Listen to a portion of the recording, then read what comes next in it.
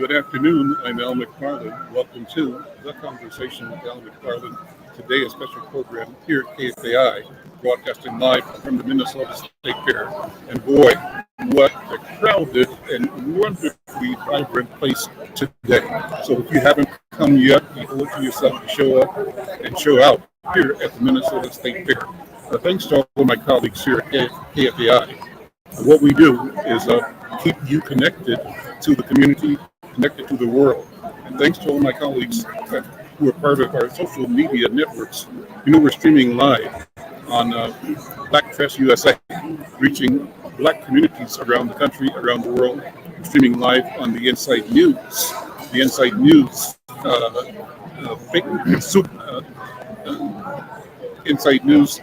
YouTube channel.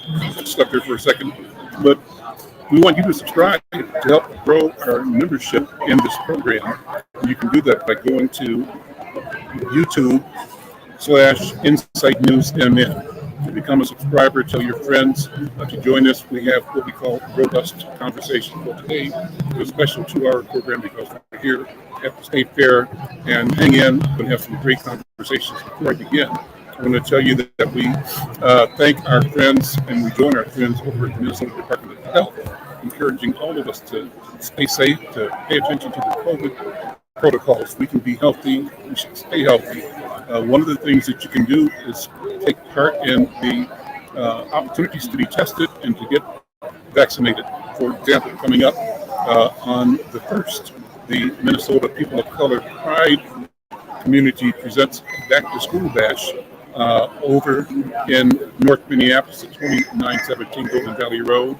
It's an event that'll take place from 10 to about 10 a.m. to 10 p.m. And it'll feature school supplies and giveaway, food and fun games, free haircuts, and more.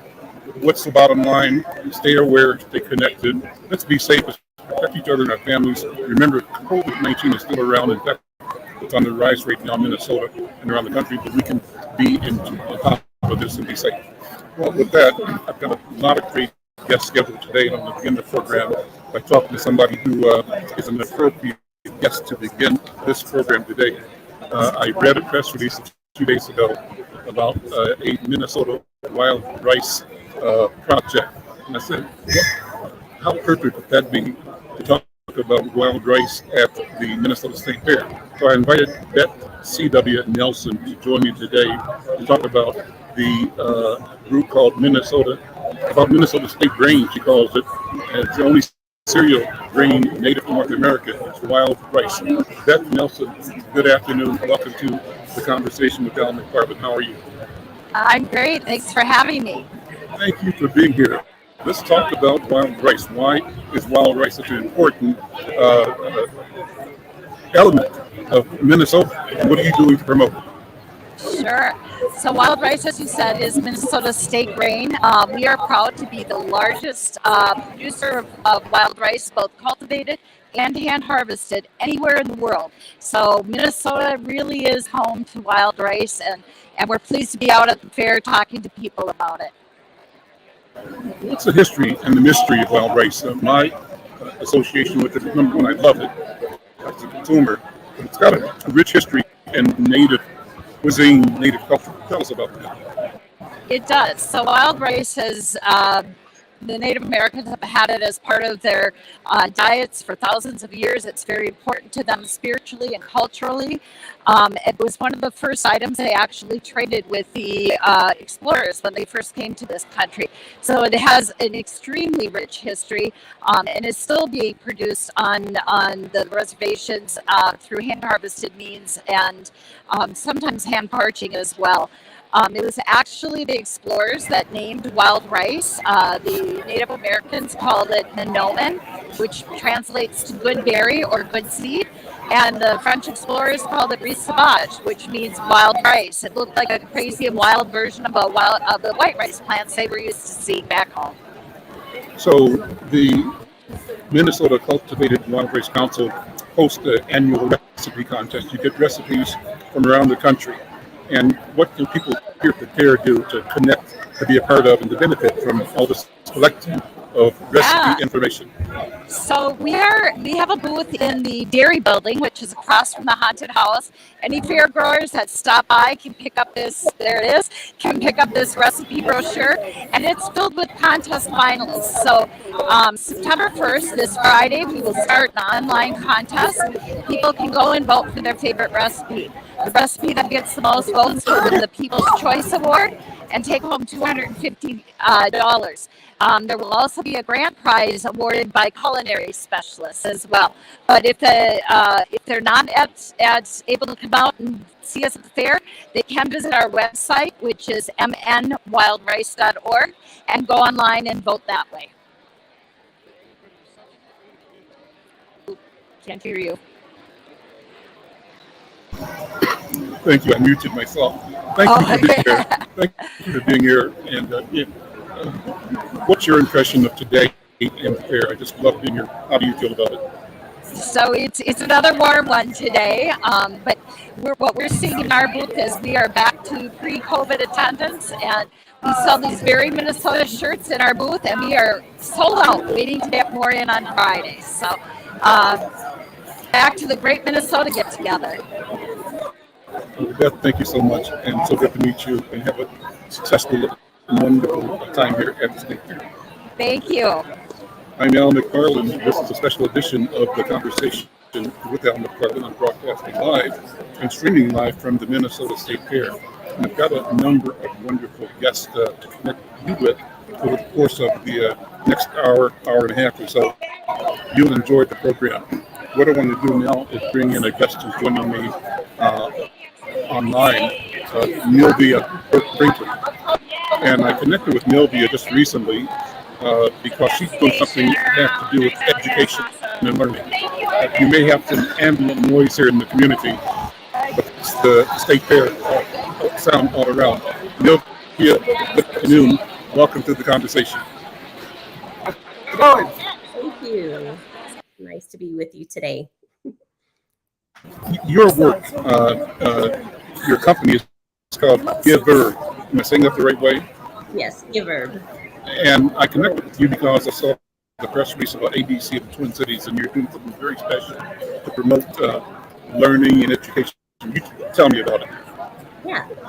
So we are doing a contest open to all ages and offers the opportunity for young people, or actually those of all ages, to really showcase their artistic talents and celebrate the charm of the Twin Cities. So, and then to submit artwork and create this ABCs of the Twin Cities. And the book isn't meant to just be another children's book, but it's really meant to be like a love letter to our city. The mission, what's the vision, what's behind it? Yeah, so Giver's approach is it's all encompassing. Really, our goal is to help parents raise responsible, compassionate adults. There's so much diversity, so much beauty in the Twin Cities, and with recent events or many things that are going on, sometimes people may be missing all of the beauty that's going on. So really, the goal is to help parents encourage their children to take a second look at the beauty around them and to really express what they love about the Twin Cities. But also, so we're not just creating this beautiful children's book, but 50% of the proceeds is going towards supporting Donors Choose projects in the Twin Cities. So, Donors Choose is where teachers basically can submit classroom projects. So let's say they want to do a STEM project in their classroom, but they don't have the funds, or they're in an economically disadvantaged area. They don't have to pay out of their own pockets. They can put their projects on Donors Choose, and those projects are funded by people that care around the world. But so a portion of the proceeds from ABCs of the Twin Cities will go towards supporting those projects. And then the other 50% is to support the Giver Youth for Positive Impact program. Program.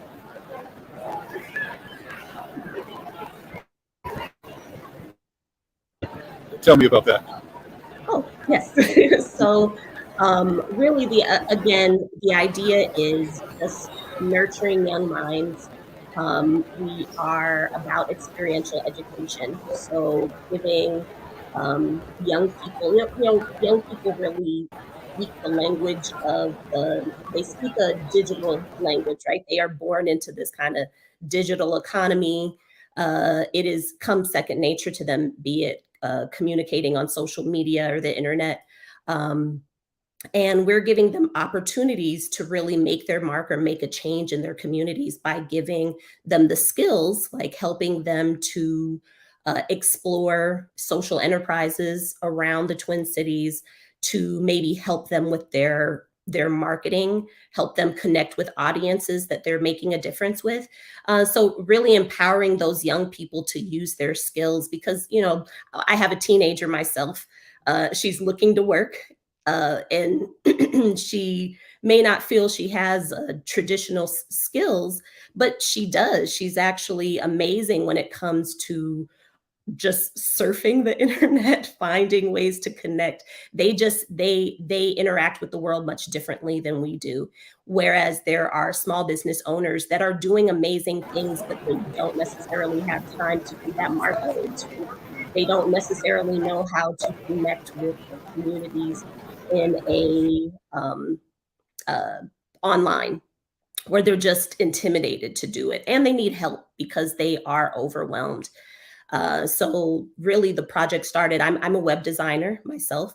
And the project started because I saw so many, and previously I worked as a banker and working with small businesses and looking from the financial side. So often I saw amazing business owners, amazing community members, that they're doing so much, they help so much, but they don't necessarily know how to do that marketing piece. And as we grow more and more digital, it means that there are many great businesses that may go out of business. They may die because people just don't know about them. So it's really a way to bring the skills of young people who are actually passionate and they want to do so much in their communities, but they don't necessarily know how to do that. We're trying to get them excited uh, about those small businesses, about those. We have a great art scene. We have so many amazing things going on in the Twin Cities, and just giving them that exposure, giving them those skills, helping them to see that they have an ability to impact change in their communities. Yeah. I love it. What you're saying. You put it in a sense. I was going to ask you how you came to this work. You answered the question already. You said you were a banker, that you were a web developer. But beyond those things, give me a little bit of your personal story. Because I think the world moves on stories, on narratives, right? And it's wonderful to have people know what drives your vision and your passion, your commitment to the work. You mentioned you got a young person, a daughter, who is gifted and who is talented, who doesn't know how she can maybe fully apply those.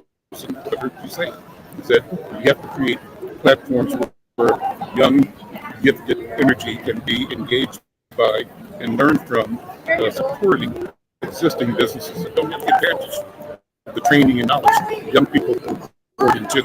It's a new day.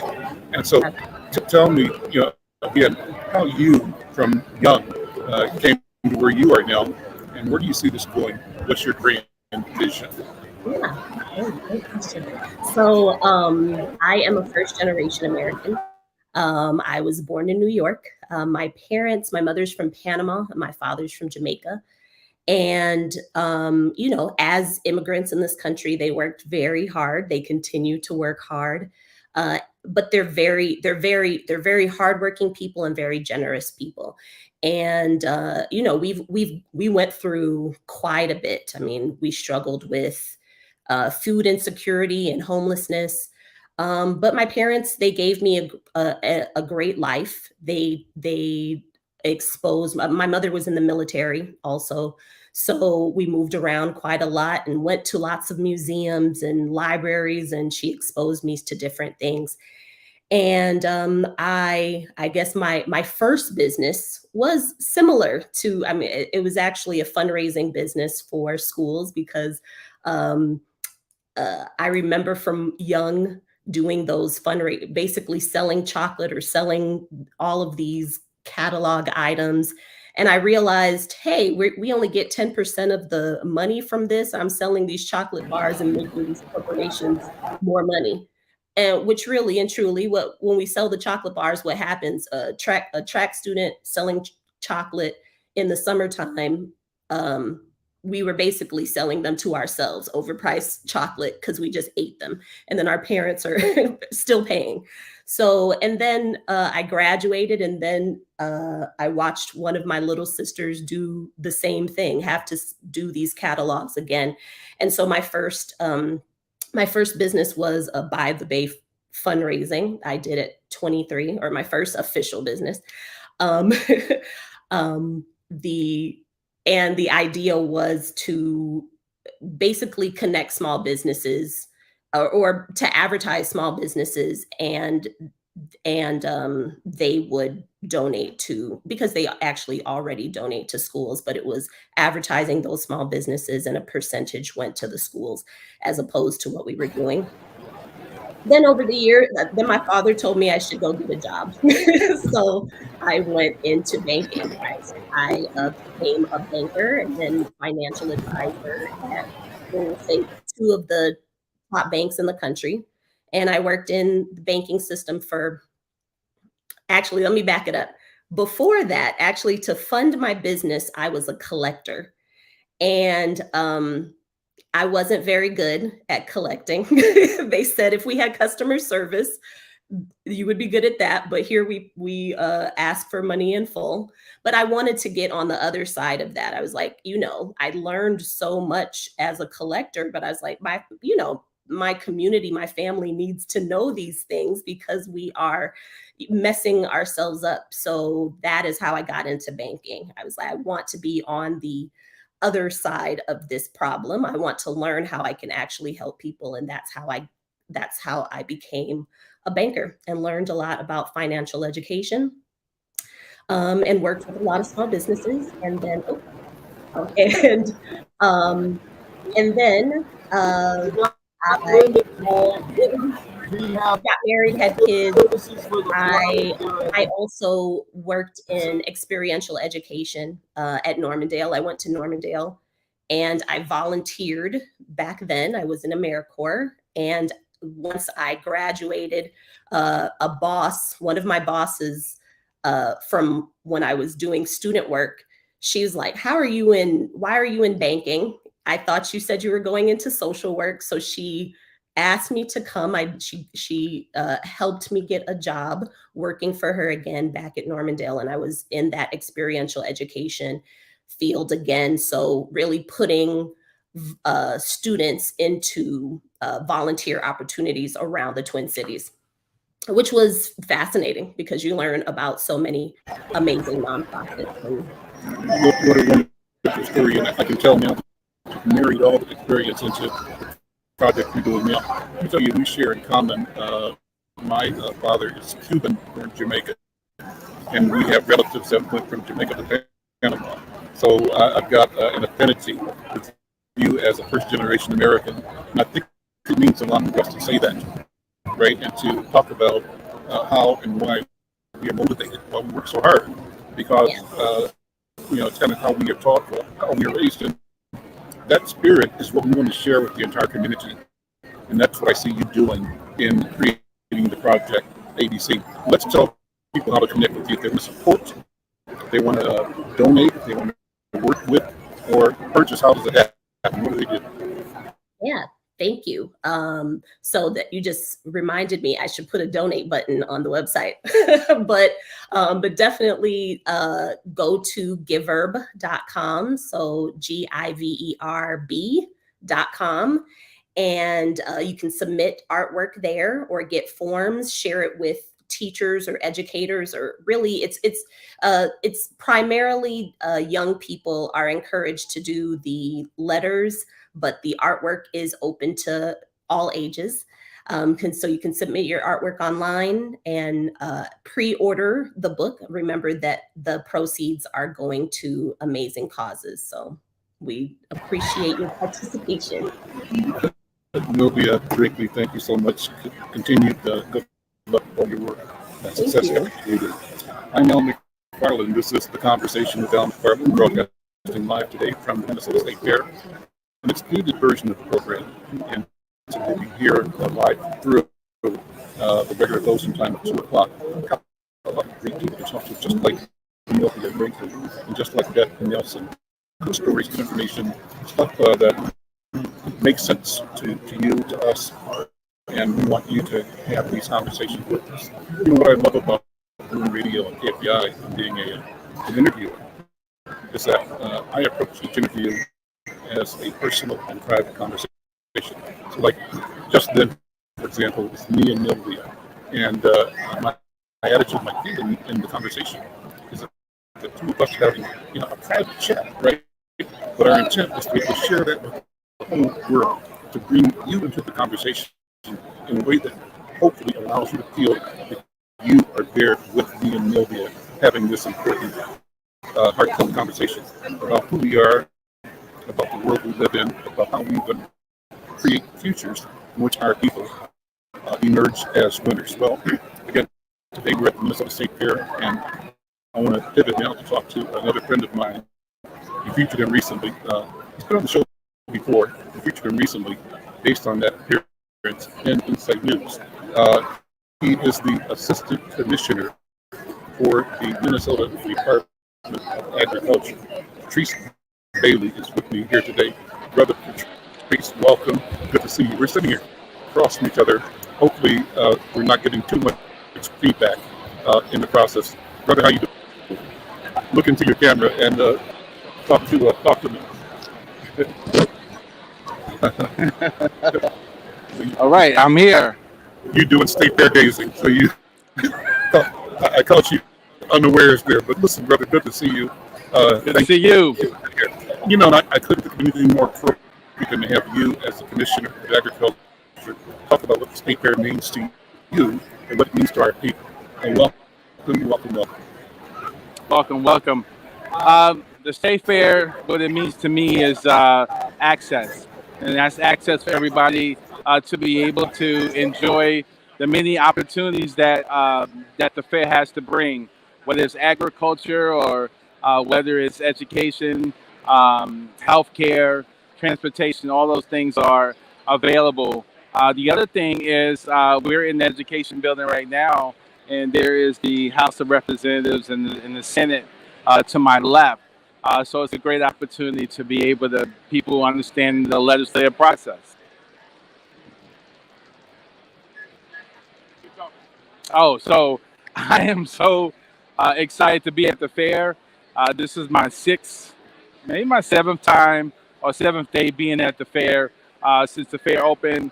The things that we've been doing over in the Ag Pavilion is really some great opportunities to have emerging farmers. This is the first time that we actually have a booth that's over in the Agriculture Pavilion. Lots of diversity, lots of conversations that are happening over there.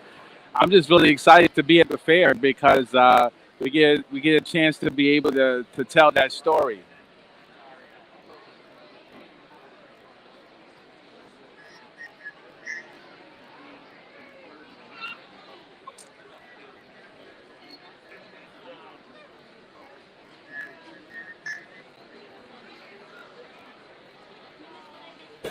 I love the fact that when we did your class, you talked about how growing up you didn't see a future in farming and agriculture. But your mom had changed your mind. Tell that story again. I think why that story is important to me, Commissioner, is that as parents, we have to continue to expose our children to a whole world of opportunity, not just the things that seem obvious. You said that you wanted to be a doctor, for example, a doctor or a lawyer, and your mom said, "Yeah, but try something else." Talk about that. Oh yeah. So 6 months before graduation from high school, and my mom had this conversation in the kitchen, and she says, what do you want to be? I said, I'm going to be a lawyer. And she said, there's too many lawyers. You should find some place where you can always eat wherever you happen to be in the world. And I said, well, what is that? And she said, agriculture. And I said, I don't want to be a farmer. And she kept saying it's so much bigger than that. And I wound up going to Prairie View A&M in Texas, and that's really where I actually had my first inception about what agriculture was. And I remember going to the Chicago Ag Expo, the World Ag Expo, and I walk in there and I see glacial water and I see Coca-Cola, and I still couldn't believe that all this was still agriculture. But when I left that particular expo, I was sold on agriculture, because these are the beginnings of George Washington Carver. These are the beginnings of W.E.B. Du Bois. When we're talking about how do you feed a nation, you have to be able to grow the food so people can actually understand how to be self-sufficient as well. Well, the when we started this program years ago, we started at a restaurant in North Minneapolis called Blue Sills Kitchen, no longer there. It's where Rock is today. But Blue Sills Kitchen was like a neighborhood restaurant, a neighborhood joint, kind of feeling, a very nice place. And we got people come and we do the live broadcast either on KFAI or KMOJ. And at one point in time, we partnered with the Star Tribune and TPT Television to do some conversations between our community in North Minneapolis and people in other places around the country and around the world. One of the conversations we had was with people in Crookston, Minnesota. And the proposition was the people in Crookston who are not urban, not Twin Cities, felt like they were being ignored by the legislature, by the administration, and by the general public because they were rural. And they felt that too much attention was being placed on, the loudness that they associated with the challenge coming from Black communities in the Minnesota, North Minneapolis, South Minneapolis, etc. And so they were honest enough to say, we're struggling, we're hurting here in upstate Minnesota at that time, and we want attention, and you all don't know how difficult it is to be a farmer. Well, what was interesting was that Professor Mahmoud El-Khadi came back and said, you know what? That's a false narrative. And he said this in a way that was educational and instructive and healing. African people, our presence in this hemisphere is around agriculture and around farming. And so we are connected to the institution, the process of farming, of growing crops, and of tilling the land as much as or more than anybody else. Our sole existence was forced labor on farms. And so talk about that. How do we make sure that our people don't lose the fact that we have a relationship with the land that is unique, and that now is the time for us to rediscover, reconnect, and exploit the knowledge that came out of that horrific experience. And that experience really was based on the fact that in the process of stealing our people from Africa, the intent was to steal people with specific farming knowledge in rice, and tobacco, and other products. Talk about that. I always believe in the power of any story, but the power of the story of agriculture is so important because, especially in Minnesota, where you have 0.03% people of color actually are in farming or farmers or wanting to be in farming. So agriculture in Minnesota is extremely white. But in order to look at it from a 10,000 foot level, you have to look at the opportunities sort of beyond today. And I always think of, we want to get to a point where equity is in place regardless of where people's zip code happens to reside. And lots of opportunities of really teaching people where their food comes from is so important because we're in a digital age and kids are, want things on demand, but they don't really care the process of how it goes from, the field to the manufacturing and then distribution and then right on the shelves. It takes a lot of people to actually um, uh, be able to be within that whole mainstream. But we have a lot of work to do in order to be able to change the narrative about agriculture that's not 50 years ago, but it's actually 50 years from now. And that's really where the story has to begin, is 50 years from now. So, we're constantly trying to go into the schools to be able to talk to students about, especially our students, because kids can be what they don't see. And I firmly believe that when we go in there, we actually sort of turn that spark of being able to allow people to dream again. And that's the part that is so important, because our kids don't dream anymore, and it's not encouraged to dream. So it's almost as if they just take what they can get, but they have so much more potential to be lawyers, doctors, presidents. They could be whatever they want to be if they are encouraged to get into those fields. And agriculture, in my opinion, is at the top of that scale. Let me go to the question of our state legalizing marijuana. And I know that there are one or two people that I am aware of, I've interviewed two, that are positioned to be in the marijuana growing business.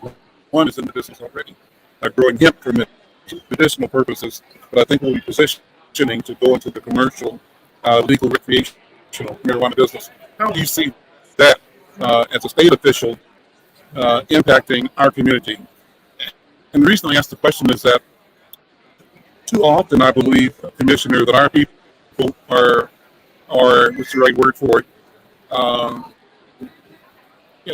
Kind of kept out of opportunity by fear or ignorance or misinformation or disinformation.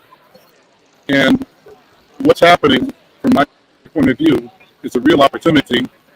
We have an ambivalence in the culture about the appropriateness or the value of marijuana and the potential harm that it can do, which is what alcohol represents as well, right?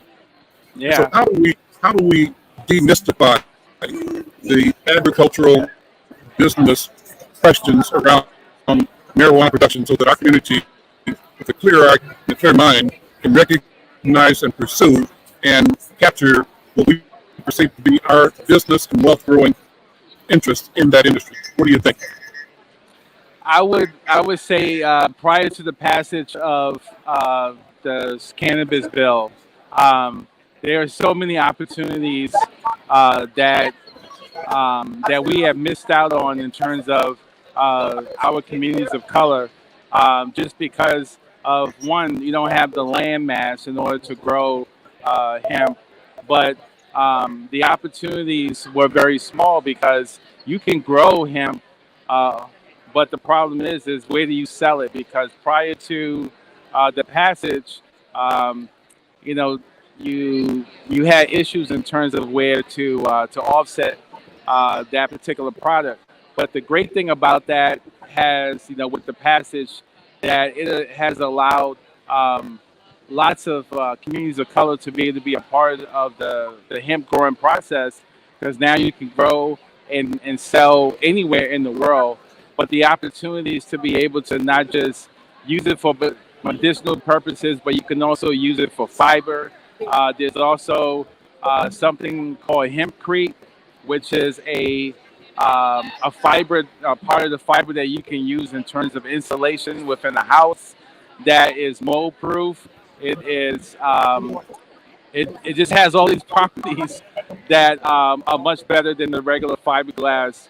But these are just different opportunities that we can get into, that's not just focusing on the plant itself, but we can focus on other ways of providing housing and sustainability through this particular opportunity with hemp.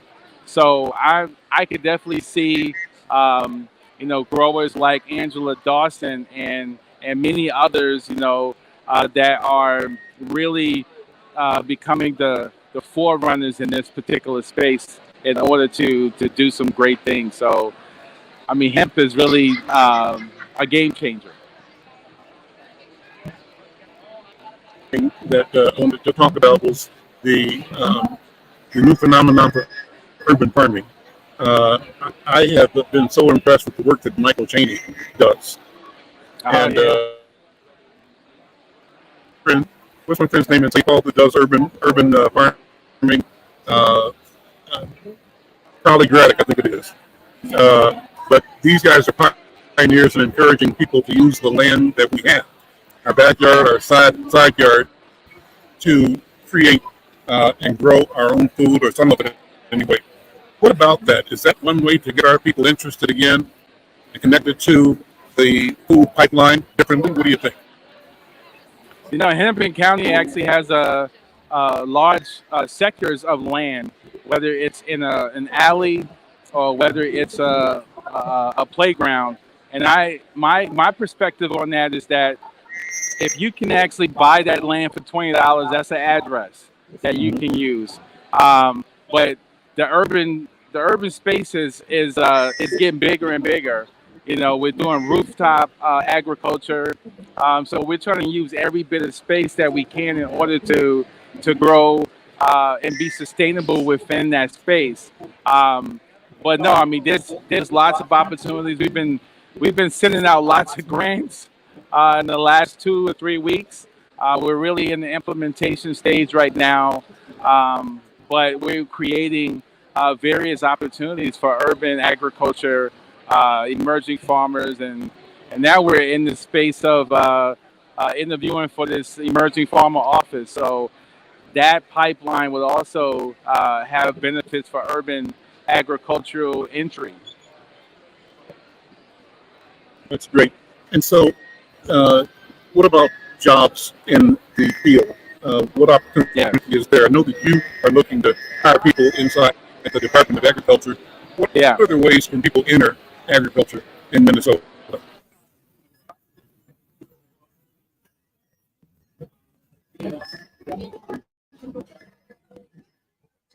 I think we lost his battery here.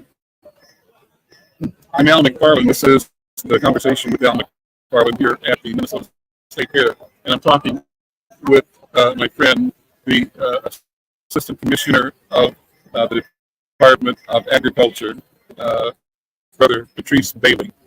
Great conversation, and if you're not here, figure out how you can get here to the Minnesota State Fair to enjoy a lot of energy, a lot of people, a lot of information. It's a great place, and I think you'll enjoy being here when you can. I want to keep talking about more opportunity and have extra guests coming here momentarily as well to continue the conversation today. Let's see. I want to do one thing that's going to be not part of our plan. We're waiting for our machine to power up again. We've got another guest. I'm going to have her join me here next to me at my interviewing table. Can you get my guest Page you and have her come here? Yeah, Page you. So I'm going to bring someone, throwing a curveball to my producer, but until she can be here. Yeah, until we're trying to get power back to the iPad that we're using too. But I'm going to do something different. I haven't done this before. To have two people in screen in this conversation. Can she sit here or not? Right there. There. Yeah. And this might not work because of the microphone situation. Let me see. Bosch, can you tell me if we can do this or not? Give me a note in the or if my next guest, Mother Atum, is ready, we can do that conversation as well. I'm Al McFarlane. This is the conversation with Al McFarlane, and we're operating from the Minnesota State Fair. And challenging here, trying to make sure that we have the technology that works. And joining me here on camera is a guest, Adekeju Solarin, PhD. We call her Peju. Yes. We haven't got our microphones worked out, but Bosch, Can you hear her on my microphone? Are you able to hear her? Can you hear me? Hello. So you're going through just fine here, so we're good. Paige, you, good to see you. How you You doing? too. Good to see you. Thank Good you. brother Al. Thank you. Thank you so much. Well, thank you for being here. We met over at Mechanical College, Yes, and we were did. talking about my discovery about my Nigerian heritage. Yes. You're Nigerian. Yes. But what you also told me about was the work that you do in conflict resolution. Yes. So I wanted to do 2 or 3 things here in the course of this interview. Is talk about our common Nigerian heritage. One, Wonderful. I'm learning from you, and I Yes. thank you. But I also want to talk about the work that you do in conflict resolution, what it means, Yes. and what it means for a community, how we can use the skills and knowledge to create advancement and healing Yes. for our people. So let's start with your story as a Nigerian and how you and I connect me to you as a Nigerian brother, my Nigerian sister. Hi everyone. Thank you again for this invitation. This was so kind. It's so good to see you again. Like you said, we met last fall, and I actually do have a traditional Yoruba hat that we give to our elders. It's in the back, and I'll have someone bring it. Maybe Miguel will bring it over to me, and I would love to present it to you. And your roots. I remember meeting you in our picture, and I show people, and Nigerians love to claim people all the time. We love to say, "Hey, that's one of us. That's a Yoruba person," and I can say that. Good brother Al is a Yoruba person, and our connection. You've done a lot of traveling in West Africa. I think I remember you mentioned either Ghana or somewhere, and there was a place called Edna that made you Edina. That made you think of Edina, that we say Edina, but it's the same spelling as you said. Yes. And then you also have connections to South America and Spanish, Cuban. A lot of Cubans have a lot of Yoruba connections. If anyone remembers, I Love Lucy and Desi Arnaz. I remember as a kid growing up in Lagos, Nigeria, even though I was born here in Minnesota. So there are those ties there. And I heard Desi Arnaz talking about Olodumare words that I could pick out. And I was like, what is going on? He doesn't fit. So we're all kind of connected in that way. And the healing aspect that you talk about is being able to connect at the root and have communication and conversation that allows us to be respectful.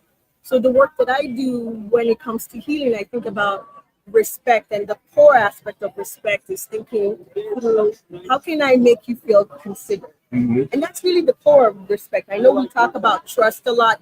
That's important. But one of the things that I found out in my doctoral research was that respect comes before trust. So if I consider you, if I say hello, even before you know me, you can feel considered in the way that Al feels considered. So at that point, we have, over time, you experience respect from me, then you begin to trust me. And it's in the trust aspect that also facilitates healing. Where do we find that breaking down? Where is the breakdown? Give examples of how we have failed in that arena and how that solution brings us back to being our best self. Maybe some common ways that. Well, I think of one of the things that I'll start with the ways that we've done well. Like even just how you and I met last November. You were very kind. You were very generous. You were very open. You were thoughtful of me. You gave me a call. You took my card. You gave me a call. You were respectful. And I'm in African cultures, and I think even in Black American culture and white American culture, all our cultures, our elders, if they show us consideration, we feel respected. We experience respect when we talk about that generational gap. So in that aspect, even being younger than you, even being younger than you, I felt respected and considered. Really, what I felt was considered, and that is an example of, I can say that we've done well. Now, where we've not done well would be if we're dismissive of each other. Right. We don't sit and listen. So examples of what we're doing in Minneapolis, some of the work that we do in Minneapolis and St. Floyd, we just sit and we listen. We have a project, a healing project, where we say, you talk and we listen. We don't think about our next thing. We just want people to listen. Just practice that. no judgment. I'm here, unpack that. And what we find is that people feel heard, they feel acknowledged, they feel seen, and that facilitates that. Of course, over time, when we allow space for it, healing starts to happen. We start to have capacity to resolve our own issues, address conflict that is there. We start to work out the conflict skills that are really in all of us innately, but we facilitate that over time as we experience that more and more. Did that answer that? It does. Explain the organizational structure through which you do the work. Yeah. What organizations do you work through? So, what's your business? So practically speaking, even right now, I'm a crisis and conflict consultant. You had mentioned it, respect doula. I like to say that I facilitate respect. And people are like, "Are you a birth doula?" I'm like, I will someday, but I facilitate the birth of respect, and most of the time, respect exists. I'm just there to keep it through midwife in a way. So some of the things that I want to make sure that I'm doing, either on an arbitration, negotiation, facilitation, respect, restorative justice level, is community members. For example, I think of an example. This might confuse folks. Ombudsperson, and basically, guys, ombuds is an independent mediator that comes in and allows you to listen, to share, and they investigate things, grievances on your behalf, and they advise superiors and structures. So I've been with community organizations and advised them about workplace culture, about how to facilitate respectful culture. And then we have the nonprofit that I work with, where I'm Chief Collaboration Officer, called the Minnesota Cooperative Conflict Collaborative. We have a project where we say conflict de-escalators, and we offer free conflict support to community members in 38 in Chicago, also known as George Floyd Square, or in St. Paul. And we say either it's conflict coaching, we can help you with that. Landlord-tenant mediation, you're not getting along with your loved ones, or supervisor, things like that. Anything that you're struggling with, and you just need a sounding board. I think we're going to be joined by there's your walk us through that. That's welcome to Respect Doula Consulting. That's your yes, logo. that was the Respect Doula logo I was talking about, and grateful for that. So what I just shared was basically we customize. We can have clients will reach out to us. We spend time just listening to them. Usually we do this prep time. There's no magic to this, and I don't say conflict resolution because practically speaking, conflict as is, we don't really resolve it. We mitigate. We can de-escalate it for a time. So I always want us to understand that it's mitigation, it's de-escalating, and where what you're seeing on there is saying if you're in a crisis short term or if you're in a long-term conflict, then you need someone to walk you through. One, if it's just you, if it's 2, 3 folks, we can design a process based on your skill sets or your cultural competence to work through that. Let me share with you a story that I remember and written about from my trip to Ghana, the first one. We were in Kumasi, and first we were in Accra, and went to a traditional, not a traditional, but a civil hearing in a court. It was a British-style court, and what was unique about it was that the judge and the lawyers were all in formal, court robes with flax wigs. Yes. And so I'm saying, interesting. Across West African, it's British, yeah. And so I said, okay. And then later in the day or the next day, we went to Kumasi, and we were able to sit in with a group called, a sitting called the Apatakesi. And if I'm saying this right, the Apatakesi means the great city. It's a time every week where the leaders of all of the clans meet to resolve conflict. And in general, if a person has a charge against another person, maybe stealing or disrespecting or some kind of grievance, they both come to have that resolved in the circle of the entire community. Correct. And they both argue, people listen to them, and they make a decision. And the public, the thing that I loved about it was that the charged and the charger both had to bring their families. Yes. It wasn't a matter of one person saying, Yes. Al, you messed up, you're on Yes. trial. No. Al, mama, daddy, sisters, all the whole family. Where the magic of that beauty and that culture begins. Yes. Please continue. And so once the weighing, meaning all of the different elders from each of the tribes spoke as to who they believed and why, gave nuance and context, a decision was made, and the families had to go out to the courtyard and come to a resolution, I love it. or someone would be banned. Yes. So let's talk about that as part of the resolution process, different from what we do now. How do we reconnect with other ways of not being isolated Correct. as victims or as perpetrators? Correct. Because we're more than that. We're more than a victim, We are. and we're more than a perpetrator.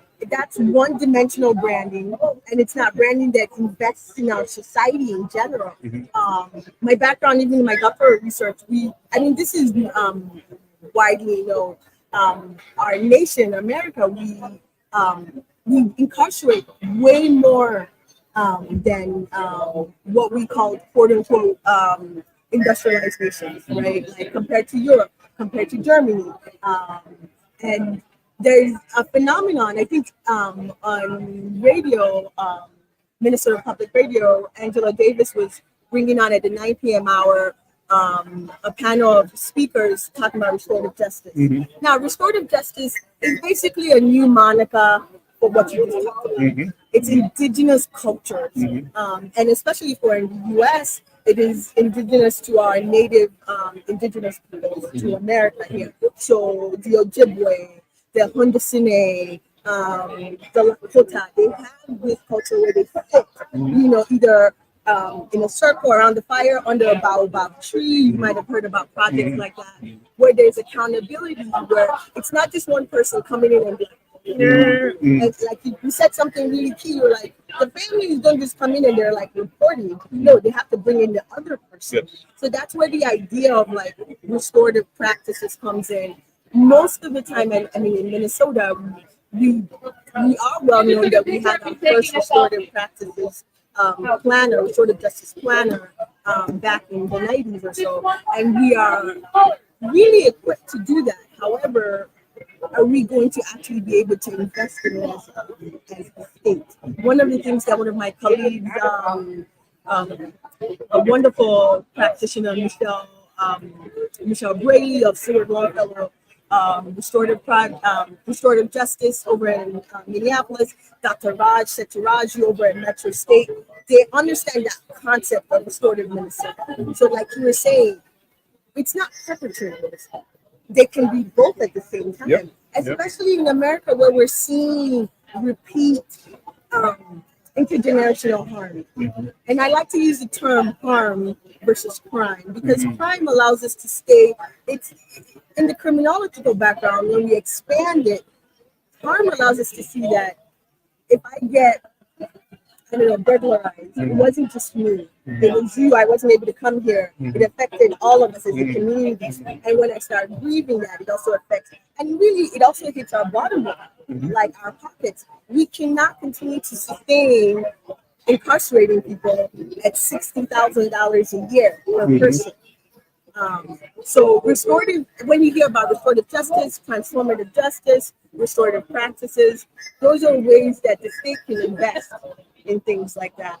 Let me bring another voice in. Yes, Elder Atum Azzahir is here. She's with the Cultural Wellness Center in South Minneapolis, and I've been just spending time with her learning. She presented me with a very special book written by Seba Atum Azzahir. I'm reading it. I told her yesterday, I'm reading it slowly, sitting in every word, because it's opening up a sense of awareness and a feeling for understanding creation itself, and our position at the center of it. And so, Elder Atum, Mother Atum, good afternoon. Welcome to the conversation. How are you? I'm doing well. Yeah, see, try those, see if those, yeah. Are you able to hear? I'm doing very well. Ask them, go ahead, okay.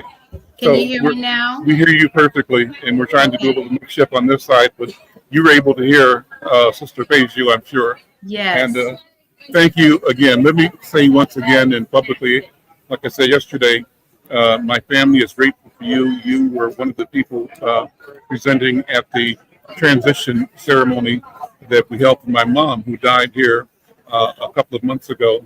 And when you presented, you talked about an Africana way of knowing. You performed what you called the opening of the mouth ceremony. And when you went to one part of that, there was a chant. Chant might not be the right word, but you were speaking. And I told you yesterday that when you spoke, it was as if I heard several people. I recognized several people, several voices. And so I just can't forget that. It says something spiritual was happening, something special was happening.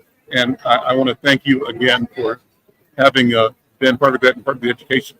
Let's talk about health and healing. Continue the conversation that Paige, you and I are having. What are your thoughts, first of all? Well, for me, first of all, thank you very much for inviting me on. I think that the working at home, I think the audience will be able to see that in our office, we have really made it necessary in our home office to include the things that we use as a part of our spiritual practice. And so I just want to point out that what you see in the background, a couple of things. One is one that speaks to our grandmothers and their position around prayer. I think that I will move the camera just a little bit so you can see the head of the grandmother. I dream of a world that really lifts my head and gives me the chance, to put my mind and my spirit and my body together all in one. So we have been able as a people to bring this with us, no matter how far away from the land we are, no matter how far away we are from the original language or the words, that were given to us, in the beginning. We still have this unspoken language. We still have this capacity to lift our heads up and raise our voices beyond that which is really in the kind of human realm. So what you're describing tells me that even when we don't know that that's what we're bringing, we bring it. And one way to get to the point where we have the capacity to what sometimes is referred to as channel this is that we simply have to stand still mentally, physically, and spiritually. And that our capacity to stand still is warped at this point in time because we have been on the run so long, in pursuit so long of our original selves.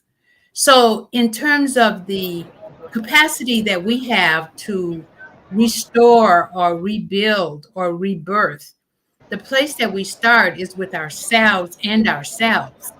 So as you describe, the kind of ancestry that you have been able to track and trace to different parts of the land, the world, originating within the community, the Yoruba, or the land and that part of Nigeria where the Yoruba have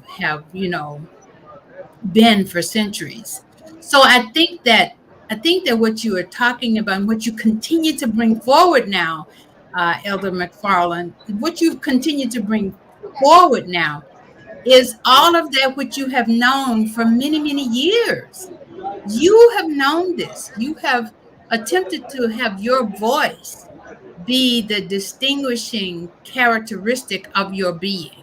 Your voice, what you say, what you bring forward as you speak, how you have attempted, and worked very hard and achieved at the voice of the Black and the spirit and energy and life of the Black is really what Insight News is all about. The insights that people are able to gain from listening to each other and from being informed at a deeper and deeper and deeper level. So your conversations, your invitations all have that kind of spirit. So I wanted to say that first because I want to make it clear that if we obey, if we study and listen and kind of have our being in a knowing, this will happen. It will happen. We don't have to worry about, fight about, or work too hard at it. It will happen if we can stay still internally, spiritually, physically, and mentally. Intellectually stay, when we talk about study, intellectually stay. So that's what I would say first. And I'm grateful that the ancestors are able to show themselves through me. Because as I begin to lift my head unto the hills, as they say, I know, in the Christian tradition, they talk about, I know from whence, the word comes that is being delivered through me. One of the things that I wanted to talk about, I'm Alan McFarlane. This is the conversation with Alan McFarlane, broadcasting live from the State Fair. And it's a great event. There's energy here. Lots of people from all over the state. I'm looking to see more of our people here. And every time I see somebody Black walk by, I smile. But I smile with anybody, but I really smile with Black folks. I'm glad to see us here, where we show up for each other, with each other. But there was a Black business state fair last week over at the Midtown Global Market. Tell us about that. Well, first let me say, that the Black State Fair, the Black Entrepreneur State Fair, that's what it's called. It's the Black Entrepreneur State Fair, and it was founded by two young, wonderful Black sisters, Destiny and Keandre Shelby. They talk about this, giving them a chance once again, that they had a voice and could make a difference in their community. And so they were able and I'm reading this from something that they wrote about themselves. They said during the tragic murder of Brother George Floyd, they took action. So this kind of suffering, grieving that we do is another way to think about. Sometimes it is in that moment where the spirit will take hold of us and give birth to something that we knew we had all along, but we didn't know what to do about it. So they said that they decided to take action. And it said, as the riots took over, the sisters built a team to bring food, water, and most importantly, a smiling, compassionate heart to those in need in the community. And then they thought about this and decided to turn it into a small business. Mm-hmm. Now, they talked about the small business they built to create opportunity and provide social economic stability to the community that had been burnt and destroyed into crumbling bricks. Now that starts to be poetic, doesn't it? Mm-hmm. But this is who these two sisters are. Their mission, they said, is the Black Entrepreneur State Fair is committed to empowering, celebrating, and promoting the talent, achievements, and economic growth of Black entrepreneurs. The mission is to provide a dynamic platform that amplifies the voices and businesses of Black entrepreneurs, foster community collaboration, and drives positive change within the Black entrepreneurial ecosystem. This is who they are.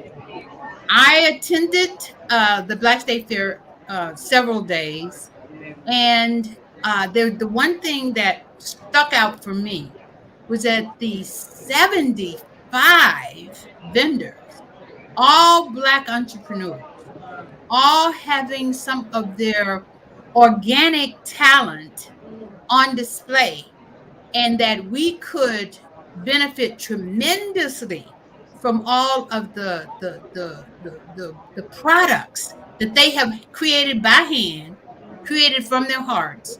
This is all available. There were 75 on the parking lot of the Midtown Global Market. Midtown Global Market, as you know, has a whole story about the Culture Wellness Center Yep. as one of the two owners. Yep. Nobody knows that we, as a Black organization, is one of the owners because our ownership has always been, once again, in terms of spirit and presence and trying to bring integrity to what Black people experience when we go there. So here these sisters are in the same space again, not even knowing that they're carrying on a legacy, not necessarily thinking about the legacy that's being carried on. But that's what we do. Let me connect all of this and bring Sister Keju back in as well. And the connection I have in the story you just described, Mother Atum, is appealing for the notion of the principle of regeneration, Yes. the regenerative principle, and what you have described coming out of the ashes of the turmoil that followed the murder of George Floyd, the destruction of a neighborhood, of a city of businesses, and young women deciding that they could bring a solution, and Yes. that solution emerging into a business opportunity, and that business opportunity now bearing fruit, the gathering of 75. And the question Yes. is, if we are 75 this year, how many will it be next week, next month, next year? And so That's all of correct. that is reflective of the multiplier effect, the regenerative principle of something that appeared to be, could be described as a certain depth, coming back stronger, better. Peju, what do you think about that? Because I think that also is the nature and a reflection of healing. And you both are healers. You're healers. Talk about it for a second. First, I'm just in awe of being in the same orbit and space with Mother Atum because of just the legacy of the work that the Cultural Wellness Center does, continues to do, even in that area, in Chicago, George Floyd Square, the Cultural Wellness Center, Mother Atum specifically, has worked with, I believe, the Agape movement and the Brothers Day. I mean, this is back in 2020, taking them through the curriculum and helping them process and have an idea of how to do things. I love that you talked about the Black State Fair a couple of weeks ago. August 12th, I believe a week before that, community members, residents of the GFS, the George Floyd Square community there, had come and done something they call the Stateless Fair, intentionally not wanting to encourage on the Black State Fair. And of course, now Minnesota get together, State Fair. The Stateless Fair was also another opportunity to bring community members, neighbors together. And one person I do want to highlight is one of our heroes, Miss Tish, the owner of Grace Heals Me. She's a holistic body worker. One of the things that we had provided at the Stateless Fair there was, the whole idea was bringing together our community wellness. I apologize. I keep looking because I want to see Mother Atum's face. So, hello, people. I'll keep looking here, but I want to see Mother Atum's face. Anyway, so I'll focus on what Big Brother Al was saying, where our connection is. We have those resources in us, as Mother Atum was saying. The resilience, the stillness, we're being able to tap into it. So what we did on this 12th evening was we offered healing in the whole concept of, do you need de-escalation support? Do you need someone to listen to you? I need conflict coaching, mediating on your behalf, advocating on your behalf, helping you brainstorm and troubleshoot. Do you need some body work, massage, Reiki, some of all of this? That was where practitioner Miss Tish, Grace Heals Me, another Black entrepreneur, Black female entrepreneur, I like to say BFEs. I did a study on that. I think we all know that Black female entrepreneurs are the largest growing demographic period in the US. I think since about 2015, they've just been growing that particular demographic. The Black female entrepreneur is always doing so much there. So one thing we focused on was residents who are there who are constantly being neighborly, supporting their neighbors, taking care of them, helping someone with their rent, grieving, because we've also lost so many people this month. Let me bring Mother Atum back in so we can adjust your microphone a little bit. Okay. Sister Atum, go ahead. Take it from there. Well, I want to once again say that the Black Entrepreneur State Fair was very effective this time. When I think of the economic agenda that they have, the collective economic agenda that they have really put forth, and the tying our economics with our voice, tying our economics with our spirit and with our culture. When you put those things together, the Cultural Wellness Center continues to talk about cash, of course, but we also talk about the culture and connections that really is the source of wealth that we have never lost and that we are bringing forward now. And we bring forward with confidence that which we continue to know that other people have known is valuable and turn our creativity, turn our labor, turn our voices, all of the way that our music and spirit and so forth is turned into economic power for others.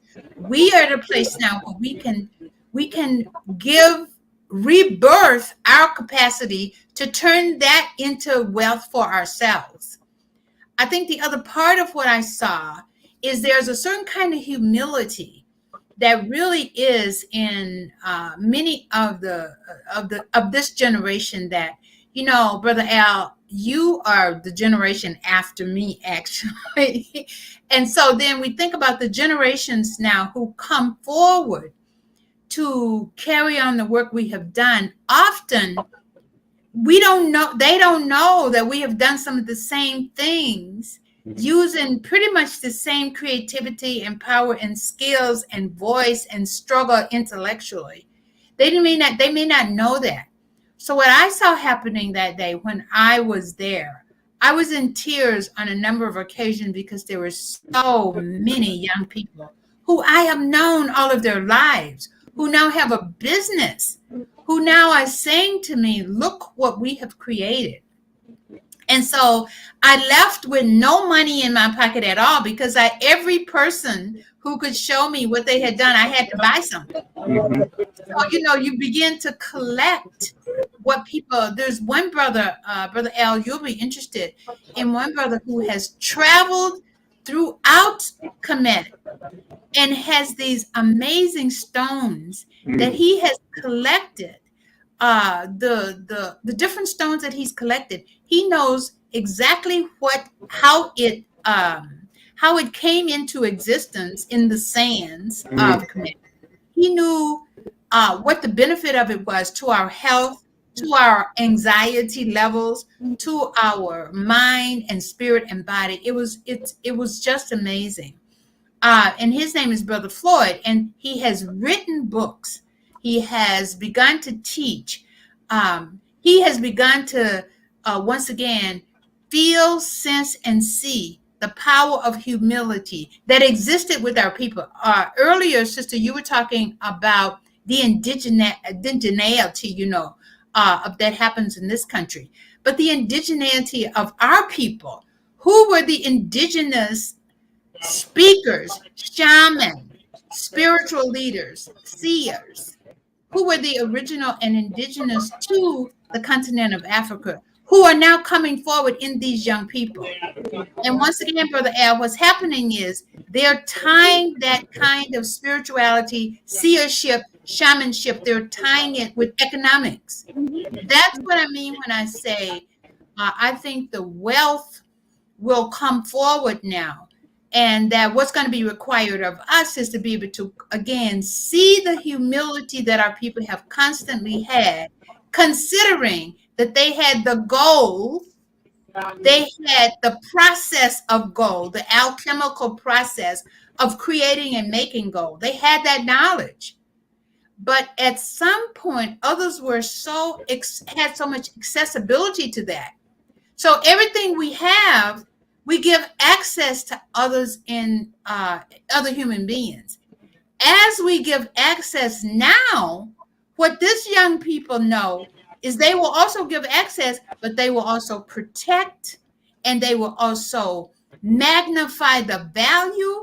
And that's what the Black State Fair and many of the other collective economic practices that's happening with the younger generation that I really want us to continue to look at. The Black Entrepreneur State Fair has great potential, and I really felt grateful that the Cultural Wellness Center could be part of the ownership in the background, invisible, but nonetheless that we have given some work to the fact that this could be there with that kind of confidence. And so I just want to say that these two young women, we're hoping that they'll be able to come on to talk about it from an economic point of view, because I suspect that they were able to make a profit. Mhm. You know, when I say profit, I mean it's like Yeah. yeah. It keeps it going. You know, so the conversation is important to me. One of the reasons in my personal story, when I was a kid in Kansas City, my grandmother made sweet potato pies, and I had a little box that had a rope tied to both sides of it and around my back. I went door to door selling pies for either a quarter, 50 cents, or $1. But that's how I began doing business, right? Selling pies. My grandmother would say, boy, mind your business. But as always, we speak in parables. And what we say at many meetings. And as I grew up, I understood that she said, mind your business, but that invited me to think about what is my business. In the course of this conversation, sisters, I have come to say and declare that our health is our business. Absolutely. Our health is our business. And I say that like everybody, I will be happy when Mayo or somebody produces a pill that I can take and not have cancer. But I recognize that the road from lack of knowledge to there is a multi-billion-dollar journey. It's a revenue. It's a revenue stream. And so we need to look at the revenue streams associated with our discomfort, with our dis-ease, and with our solving the problem of dis-ease and discomfort, meaning how do we understand the business of our health, the business of our healing, that we have to be both the healer and the healed. That's correct. I believe that. Brother Al, I would say to you, one other thing is that the Cultural Wellness Center and the work that we do, you know, we have done in partnership with one of the largest healthcare systems in the state of Minnesota, and really could be crossed nationally, and that's the Allina Health System. And the way that you're talking about this is really important, because what we were able to do was to give them a definition of health that was not about sickness and disease. So many times people talk about the sickness and the disease, and they talk about how those conditions, which is dis-ease, how this dis-ease has taken a hold of our body, all of the organs and all of the ways that our body functions. And so the way our body, the definition of our body, the way the body is treated in the traditions of our people from the continent and throughout the world, the way we define the body in relationship to creation is very different. So therefore, your health treatments are going to be very different. They're going to have a lot more to do with harmony and balance. And of course, sister, truth and reconciliation. All of those things is a part of the definition of health. So what we want to also offer, the Cultural Wellness Center is offering, and sometimes you'll allow me to come on and talk about our capital campaign, where we want our building to be a beacon of hope, health, and harmony. And when we have the heritage involved in it, it grounds the definition of health. It grounds the practice of health. Sometimes people call it alternative medicine. But the truth of the matter is, it has become alternative because it is the opposite of what this society offers from their science and from their medical point of view. So the point you're making and the conversation that we're beginning to have about health is not the conversation about sickness and disease. And it doesn't just deal with the body as a machine, but deals with the body, mind, spirit, and soul as a part of what brings health, harmony, and wholeness to our lives, which is what our practices are now going to have to turn to. We have to turn to those because we left them only because we were convinced that we didn't have anything and that we didn't have anything. Mother, I love what you talked about alternatives. Because even as a corporate practitioner, we hear an acronym ADR, Alternative Dispute Resolution, alternative to the ongoing or the prevailing or things we've left behind, the indigeneity of addressing conflict, managing it, dancing with it. So when you talk about hope, health, and harmony, even as a conflict practitioner, I think you were mentioning some of the things that we're talking about. It makes me think of when I think of the concept of respect and duoing. Yes. Wifing. I'm here to listen and assert me from the person, from the human being who's in front of me. And okay, where are the pain points? How can I journey through? Sometimes clients will say, how is this different from mental health therapy? You always have to, I'm not a psychotherapist, I'm not your mental health provider. We have a list of black-bodied and brown-bodied amazing practitioners that I would recommend when it's needed. The practical aspect is we're here to be a guide and a resource and a toolbox to be your system. Yes. This tool right now, here's that. And as you say, depending on wherever they are in their journey, in the dissidence or the conflict, that hope, just being listened to gives them hope, right? That health aspect, they're able to unload. And then the harmony is the long term of where they're always being. So, yes.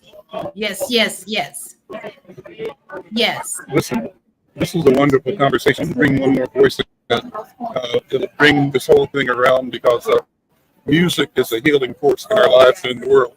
And we have the good fortune, the great fortune of being able to interview and talk with Brother Najee, who is a world-class creator, I call him a healer. And he's going to be performing here at the Selby Avenue Jazz Festival this year, taking place September 9th over on Selby Avenue. And we've got a flyer here talking about that. So you got to make sure you bookmark that and put that on your agenda for attending.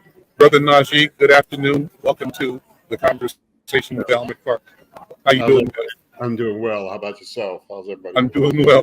Thank you for taking the time out to come on and talk to us and connect with us. You might have heard a little of the conversation, but it's about healing. And I've described healing. And I've described you and your music as healing. But let me ask you, what do you describe your work as an artist, as a performer, and as a composer, creator? What are you bringing to the world? Well, hopefully, exactly what you guys are talking about, some form of healing. All my career,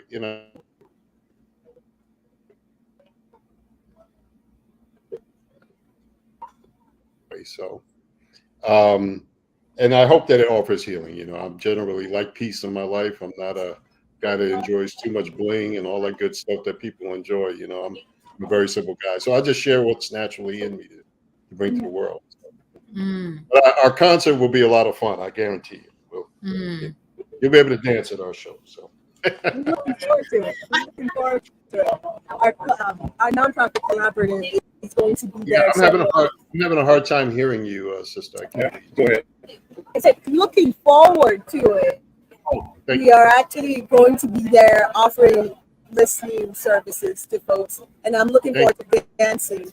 It's also my birthday on that day, so that's my gift to myself. Oh, good. Thank you. Thank you. Let's talk about your career in music and what got you started, and sort of describe the path that you've experienced, and where do you see yourself now as an artist, as a creator, and where is the work as you see it? Well, I started as a kid in New York City. I grew up in New York. In high school, when I got to high school, I went to a school called August Martin High School, which was an aviation school. So I went there to become a pilot. And I'll never forget, at the age of 15, I took my first tenor saxophone solo in front of an audience. And after that, all the girls knew my name, so I didn't want to fly planes anymore, No, but on a much more serious note, even though that's a true story, on a much more serious note, it was in high school that an opportunity just came to me. I had the pleasure of studying at Jazzmobile at the time, which was a federally funded program. Billy Taylor's project. So I studied with Jimmy Heath, the legendary Jimmy Heath, for flute and saxophone, and Frank Foster, Frank West. And then at the age of 18, I went on my first world tour with a group called Area Code. We toured all over the world, performing for the USO for our troops. When I came back from that, after doing that for about a year, I played with the legendary Benny King for a year. Not for a year, I'm sorry, for a summer before I went on to college, and then started my college career in New York City at Bronx Community College in the music department. And I auditioned for the New England Conservatory of Music that following year and got in there in Boston. And then I went there until I couldn't afford to go anymore. And then 83, I came back home to New York, and I was fortunate that as soon as I got back, I got hired by Shaka Khan to tour with her on the Ain't Nobody tour. And that just led to a whole another thing, in my career. I mean, I signed my first record deal with Capitol EMI Records in 86. I think it was 1986. And my first album, my first 4 albums, 2 went platinum. All of them had reached gold status. You can probably see some of the awards back there. Mm-hmm. And, since that time, I played with so many people. Prince, I toured with him. I toured with him for 3 years. So I spent a lot of time in the Twin Cities. I have a brother who lives there, and a lot of time in Chanhassen, of course, at Paisley Park. So I've done a lot, Quincy Jones, many other people. So what's the state of the music right now? Where do you see, the power of the music? Here's what I think in a nutshell. I think that we've always had a capacity to bring an other world, a different world into view. And music is one of the tools to do that. And that there's something that we know that is reflected in how we walk, how we think, how we sing. And the singing and the musicality is another language that is a truer language from the English that we speak. That's my feeling. What do you think? Well, I think music, it's kind of cliche, but music is a universal language. I mean, I'm very fortunate that I can go all around the world and people know my music, which I always get surprised by that. I remember walking around in Spain recently in Madrid, and I'm in a garage and I hear this music coming across the speakers, and I'm like, man, that's me, But so I think it is a universal language. But to answer your first part of your question, I think that music is changing in how commerce is going. Back when I was coming up, I was fortunate I came up through the big record machines, but there was a big downside to that as well. I think I've made more money leaving the big machine than I have being with them. I certainly gained a lot of popularity being with them because they had the money to promote and all that worldwide. But so the question to me is the machine an illusion? Is the machine an illusion? And you said you're making more money having left the big machine. Yeah. Does that include a discovery about the nature of the machine? Is it real? Have you raised that question and discovered something that's more real, more independent? What do you think? Well, I think that commerce dictates whether it's real or not. In my case, that's how records were sold. We had retail stores, back then. And thanks to Michael Jackson, I always give him credit for this. People came back into the record stores in the mid 80s as a result of the Thriller album being so successful. And of course, we had Prince and others that, and that opened up the market for jazz. It re-energized it at that time, So commerce, the way it's done now is different. It's just now it's about social media. It's about metrics. You no longer sell 1 million records. You might have 1 million streams, you see. So income model is quite different from when I came up. Back when I came up, it was Billboard. Your position on Billboard represented your actual hard record sales.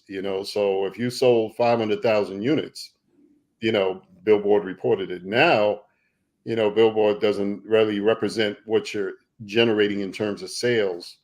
It really represents your activity in streaming. So just to give a small example of how things have changed. Yeah. What does it mean? So what's the opportunity going forward for young musicians and for music making as a business in our community? It's a big business, a global business, and I think that you and others have sort of led the way into creating a place of equity. It's different from what the early pioneers experienced as they were exploited ruthlessly. Yeah. Yeah. So what's the difference now? Where are we going to go? Well, I think we've been forced into that, because after the death of starting with Napster back in the 90s, and then when iTunes and other outlets came into being, digital technology, the way music was created and distributed, really, and the loss of record stores where music wasn't distributed that way, we were, and I say we, I mean just artists in general, I don't mean just me specifically. Artists in general were confronted, well, how do we still keep our commercial activities alive? A large part of that is touring, obviously, but of course, when you record a record, you want people to hear it. So how we promote and distribute is a totally different game now, Yeah. And honestly, I encourage artists to be independent, at this time. I mean, if you're fortunate to get with a big label that can obviously do things on a mass scale because they have the money to broaden you, whether it's at radio or social media or even television. Television is a powerful medium. I was very fortunate when I first came out. I did a lot of TV on my first albums. I was on all the major TV outlets back then. I mean, we had BET, we had Bet on Jazz, we had MTV, Europe and Japan, we had VH1. Those outlets aren't as readily available for instrumentalists any longer. So, if I always encourage an artist, if they can have a big label, have a big publicist that can get them on television, yeah, you did. That's great. Go ahead. Brother Najee, looking forward to seeing you in person. And you mentioned the metrics, right? Yeah. That's how things are different now. And as Brother Al was talking about, for younger musicians, are you noticing that maybe those array, democratized ways of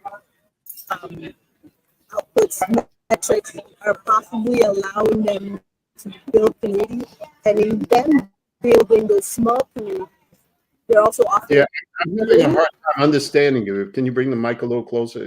It's like on my end, you're breaking up quite a bit. Yeah.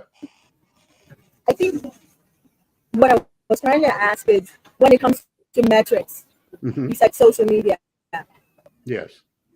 So for younger artists, are you seeing in some ways that those outlets, social media, the metrics, Instagram, whatever it is they might be using, they might also be having an opportunity to build community? And in building community, the music, being the universal language, is offering healing in that way that small record stores used to offer generations of just like connection, albums. Are you seeing that, or? Yeah. I think if I understand your question, I think the one blessing about social media and somebody who's interested in engaging in it constantly. Me, I'm not, I got to be honest, I'm not that great at engaging in it the way that these young folks are. It's access to the world, really. You know, it's distribution on another level to the world. You're not limited to a record executive saying, well, we're only going to release this product here in the United States, and maybe 6 months later we may or may not release it in another territory. You know, social media, everything is instant, you know, so that creates a whole nother profile. And if you're blessed to catch the viewership, you know, whether it's YouTube and all those things, absolutely. I think that's the way of the future. I don't think we're going back to the old days. That's gone. Those days are gone. The days of secrets are almost dead, you know, so, you know, it's time to move into a whole nother thing, you know. Let me ask you, how then do you see collaboration occurring differently? What is your experience in sales and working with and collabing with artists in South America or the Caribbean or in Africa or in other markets around the country? And my question is, are there going to be opportunities for our people to create wealth differently, massively, without seeking the machine, bypassing the machine, and creating our own systems that really come out of our heart, our experience, our idea, and our expectation of ourselves, that really serve the work and serve humanity at the same time? Yeah. Wow. Brother, you have some real loaded stuff, boy, I tell you. Well, yeah, I think the key is really collaboration, you know, on every level. Me as an artist, I've collaborated with many artists over the years on my own records and other records, but moving into the future of commerce, I think collaboration is the way that alleviates, number one, the burden of having to come up with huge sums of money to make music these days. But you know, and the return is bigger because you're doing it that way. Now, what I mean by that, I decided to start a label, which I did 2 years ago. We released our first artist, Ellis Hamilton. I'm sorry. Congratulations. Oh, thank you. So, you know, I haven't released my own stuff on it yet, but I released this artist named Ellis Hamilton, young, gifted saxophonist from here in the States, and he's doing extremely well at radio. He's my first attempt at being a label, and all I can say is I'm so happy because he was somebody I took a chance on, and you know, and he was willing to take the bumpy road with me, you know, and he's doing extremely well right now as a young artist. I mean, all the established guys are like, who is this kid, you know, because he's blazing the radio charts with his playing and the song he has out. But I think you know, I hope I'm answering your question. I think collaboration is really the key to future commerce. It would be great if we could create our own social media platforms that are specifically designed for that. But in the meantime, we still are tied to the machine, you know, and that's not necessarily a bad thing because it does, you know, other than when you do the promotions, you know, it's a wonderful thing to be able to use YouTube and Facebook and Instagram and TikTok and all these things, and you don't have to send them a major check, you know, to worldwide. You just got to have content that people are interested in, you know, and that's, I mean, listen, back in the day, you know, when I was coming out, you know, they were paying a publicist something like $10,000 a week. I'm like, you know, I mean, I don't know about you, but I wouldn't pay anybody $10,000 a week at this stage of my life, you know. So, you know, to not have to come up with those kind of numbers, you know, I think is really great. So, Mother Atum Azzahir is the leader of the organization Health and Wellness Center. I'm sorry, I can't hear you, Al. Mother Atum Azzahir is the leader of an organization called the Cultural Wellness Center here in Minneapolis. And South, you hearing me now? Not hearing me so good? Yeah, it's very jagged. Like, I only hear every other word. You know, I don't hear you. Well, I wanted to have you meet her and to ask her to make a comment about this conversation. And what she and I talked about is how we are able to and need to, by being ourselves, transform ourselves and transform humanity. And this conversation speaks just to that. That's what you're doing, I think. Sister, well, thank you. What do you think, Sister Atum? Brother Najee, are you able to hear me? I hear you very well. Yeah, Thank you very you. good. Yes. Well, I would say it's great to meet you You as well. in person. I think that the question that comes up for me is when we talk about healing and who are the people who are the ministers of healing, who are the people who are the what sometimes referred to as shaman or teachers, are those who have insights into the spirit, musicians and people like yourself, your talent. I believe that aspect of your work is underrated. So as you have chosen a particular presence in your music, could you just speak to the fact that you penetrate the spirit, whether you know it or not? Hmm. Is it intentional, and do you understand that you're penetrating and touching the spirit with your work? Well, I'm honored if that's the case. I have to say that starting out as a kid, I would have done everything I'm doing for free. I can't say I was on a mission. I've just been blessed to be able to. I came from a mother who was a very spiritual lady, very spiritual woman. She was a hard, very strong Christian woman who really believed in teaching her children the presence of the unseen, if you will, to believe in Yes. Almighty God, the unseen, and thereby those lessons I think have permeated the soul in some ways and comes out in other ways. So as a Yes. musician, I can't say that I consciously think that way because I as a musician, I'm just thinking about creating a good song and making sure my saxophone is in tune or my flute. Yes. Yes. Yes. But honestly, that I've heard that several times, and I guess there's something that's just ingrained in me as a musician that translates and the people feel it, and I'm grateful for that. So. Yes. Well, that's what we sometimes, as I say, it's underrated and it's understated Yes, as yes. it relates to musicians. I contend, as a matter of fact, that the reason that you move in Spain and other places that you have traveled is because you do penetrate beyond language. Oh, So I'm honored. that's right, you touch people in a place so they can then express in their own language what you just did to them and for them. Well, I'm grateful for that. But one of the most spiritual musicians, that I think out of everyone, and not taking away from any saxophonist, but John Coltrane for me was probably Yes. that person. Absolutely, as an Yes. artist, because he embodied not only creativity, but he embodied you felt his spiritual energy coming across the horn, even if he was playing something as technical as giant steps, which is one of the most it's like at the top of the list for most jazz saxophonists or musicians to learn that song.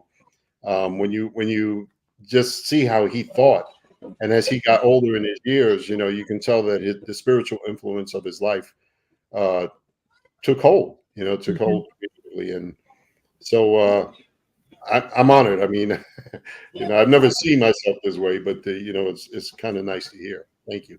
Yes. Yes. Well, thank you also for your work. And Brother Al, I think that, again, you bring together people who seem to be coming from various different directions. And yet here we are, and the center of our work in terms of healing and health really does take all of what we brought here today. So once again, you have brought together what I think is just a major way for our people to think and have our, and collaborate. This is collaboration, and it's powerful to be a part of it. So thank you very much. Well, thank you. Thank you. You're hearing me now. Can you hear me? Are you able to hear me? I hear you. Yeah. Okay, great. I changed my microphone, so I didn't know. That's a little better. Okay, great. Well, we're coming to the end of the program, but this has been wonderful. Brother Najee, thank you so very, very much. Thanks for inviting me. Looking forward to seeing you and meeting you in person when you're here on September 9th, headlining the Selby Jazz Festival. And Yes. I'm telling everybody listening here at KFAI online, don't miss it. Don't miss it. You got to be there. Mother Atum, thank you so very much for your presence, your work, and for your wisdom in your voice today. And my sister, Keisha, thank you so much for being here, for joining me. What a rich conversation, what a wonderful conversation. This was You got it. wonderful Yes, conversation. I also wanted to give good brother Al his Yoruba cap, which is a sign of respect to our elders. Thank you, thank you. All right. That's the crown, my friend. You got to put it on. That's the Here crown. we go. Here we go. Wait, hold on. We rename you King Dada. There you go. There we go. All right. We rename you King Dada, man. There you go. Thank you all. All Listen, right. Thank you. I We'll look see forward you next time. Thank you. Take care. I'm Al McFarlane. This is the conversation with Al McFarlane. We'll see you next time. Take care.